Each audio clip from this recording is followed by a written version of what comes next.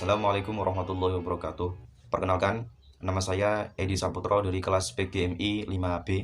Di sini saya akan presentasi proposal skripsi yang berjudul Peningkatan Kreativitas Belajar Melalui Metode Pembelajaran Tutor Sebaya dalam mata pelajaran Bahasa Indonesia pada siswa kelas 4 SD Islam Umar Harun.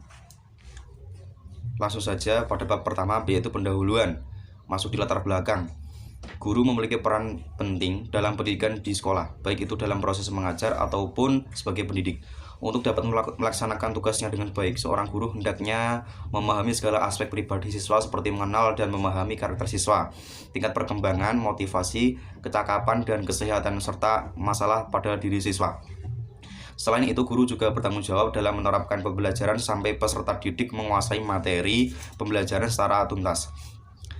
Secara sederhana, hasil belajar adalah kemampuan yang diperoleh anak setelah melalui kegiatan belajar.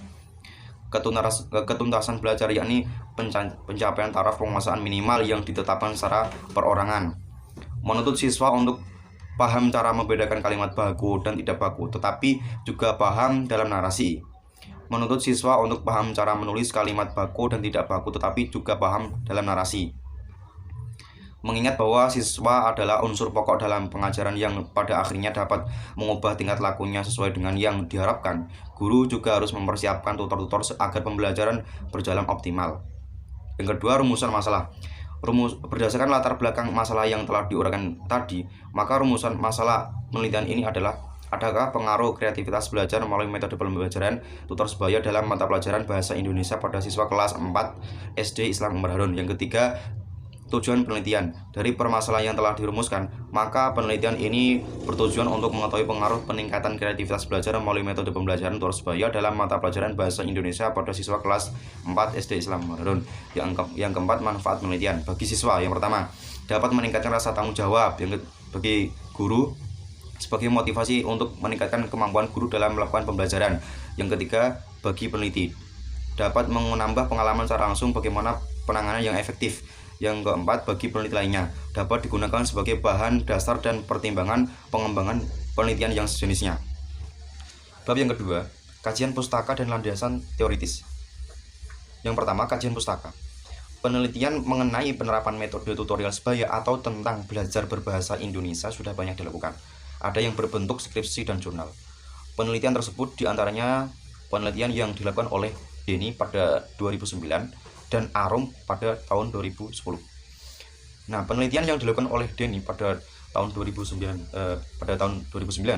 berjudul Eksperimentasi Metode Tutorial Sebaya dalam Pembelajaran Qiraah bagi peserta didik kelas 11 Diman Al-Muhajirin, Bangka Belitung, yang mengkaji tentang mengeksperimentasikan menggunakan metode tutor sebaya dalam pembelajaran qiraah. Nah, berbeda dengan yang saya bahas, yaitu tentang tutor sebaya dalam pembelajaran atau pelajaran bahasa Indonesia, tapi ini pada pembelajaran qiraah. Bedanya di situ.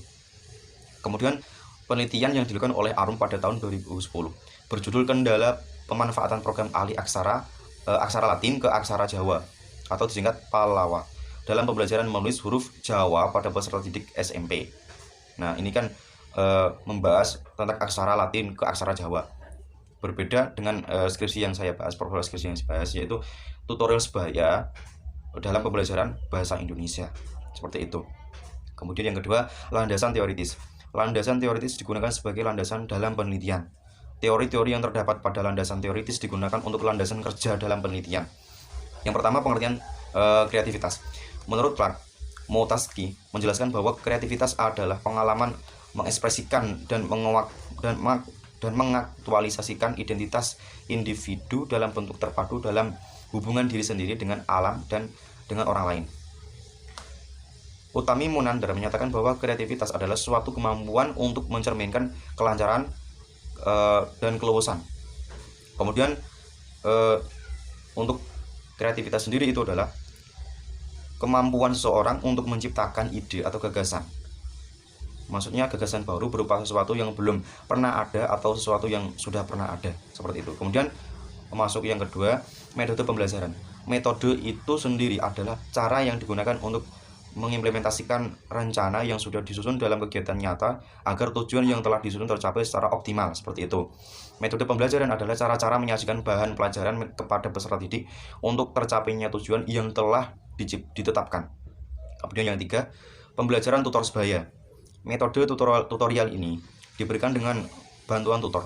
Setelah peserta didik diberikan bahan ajar, kemudian peserta didik diminta untuk mempelajari bahan ajar tersebut. Metode tutorial sebaya ini lebih meningkatkan keterampilan komunikasi dan mendorong untuk belajar mandiri dan membantu mengembangkan kepercayaan diri karena guru mengajar secara aktif dan melibatkan peserta didik karena mereka didorong untuk belajar dan satu sama lain, artinya bekerja sama. Kemudian untuk langkah-langkah metode tutor sebaya, yang pertama, langkah perencanaan.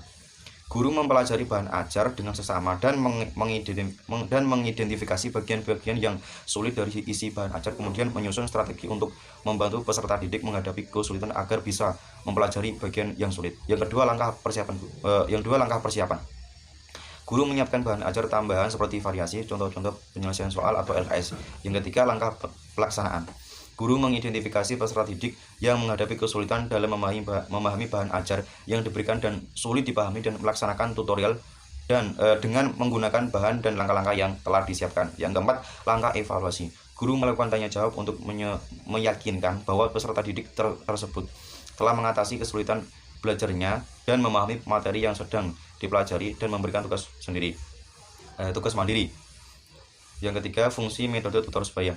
Fungsi metode tutor sebaya ini yang pertama itu kurikuler, yakni sebagai pelaksanaan kurikulum dan GBPP sebagaimana telah dibutuhkan bagi masing-masing modul dan mengkomunikasikannya kepada peserta didik. Yang kedua, instruksional, yakni melaksanakan proses pembelajaran agar para siswa aktif belajar mandiri melalui modul yang telah ditetapkan. Kemudian, diagnosis bimbingan, yaitu membantu para siswa yang mengalami kelemahan, kekuatan, kelambatan, masalah dalam mempelajari modul. Yang selanjutnya, administratif, yaitu melaksanakan pencatatan, pelaporan, penilaian, dan teknisi administratif. Selanjutnya, personal, yakni memberikan keteladanan kepada peserta didik seperti penguasaan materi, cara belajar, sikap, dan perilaku yang secara tak langsung menggugah motivasi belajar mandiri dan motif berprestasi.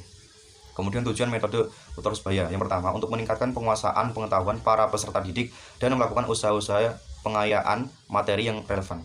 Kemudian untuk meningkatkan kemampuan dan keterampilan peserta didik tentang cara memecahkan masalah. Kemudian arti bahasa Indonesia.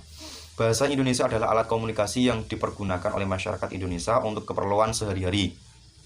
Adapun bahasa resmi adalah bahasa yang digunakan dalam komunikasi resmi seperti dalam perundang-undangan dan surat menyurat dinas.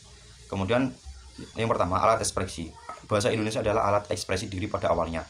Seseorang atau anak berbahasa untuk mengekspresikan kehendaknya atau perasaannya dan pikirannya pada sasaran yang tetap. Kemudian alat komunikasi. Bahasa Indonesia sebagai alat komunikasi. Ketika kita menggunakan bahasa sebagai alat komunikasi, kita sudah maksud dan tujuan, yaitu ingin dipahami orang lain. Kemudian alat integrasi dan adaptasi sosial. Bahasa Indonesia mampu mempersatukan beratus-ratus kelompok etnis di tanah air kita. Kemudian tujuan pelajaran bahasa Indonesia, yang pertama, berkomunikasi efektif dan efisien. Yang kedua, menghargai dan bangga menggunakan bahasa Indonesia. Yang ketiga, memahami bahasa Indonesia dan menggunakannya dengan padan kreatif. Selanjutnya, menggunakan bahasa Indonesia untuk meningkatkan kemampuan intelektual serta kematangan emosional dan sosial. Kemudian menikmati dan memanfaatkan karya sastra untuk memperluas wawasan.